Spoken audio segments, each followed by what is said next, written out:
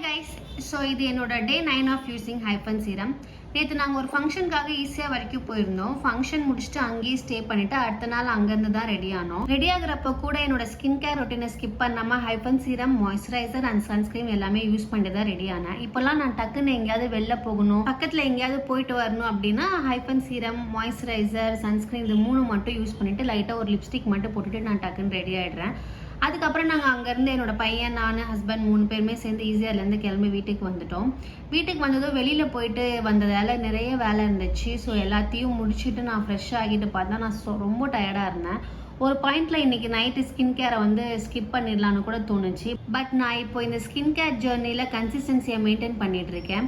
So எவ்வளோ டயர்டாக இருந்தாலும் என்னோட நைட் ரொட்டீனை ஸ்கிப் பண்ணலை. ஹைஃபன் சீரமை அப்ளை பண்ணிவிட்டு அதை நல்லா என் ஸ்கின்ல அப்சர்வ் ஆகிற மாதிரி ஜென்டலாக மசாஜ் பண்ணிவிட்டு என்னோட நைட் ஸ்கின் கேர் ரொட்டீனை கம்ப்ளீட் பண்ணேன். அதுக்கப்புறம் தான் ஒரு சாட்டிஸ்ஃபேக்ஷனோட போய் தூங்கினேன். பிகாஸ் ஸ்கின் கேரில் எனக்கு இப்போ முக்கியமானது ஓவர் நைட் ரிசல்ட் இல்லை, கன்சிஸ்டன்சி. ஸோ இப்படி தான் என்னோட டே 9 ஆஃப் யூஸிங் ஹைஃபன் சீரம் முடிஞ்சிச்சு. Let's see how my skin looks as I continue the journey. So இதே மாதிரி ரெகுலரான அப்டேட் வேணும்னா மறக்காம என் பேஜை ஃபாலோ பண்ணிக்கோங்க. பை.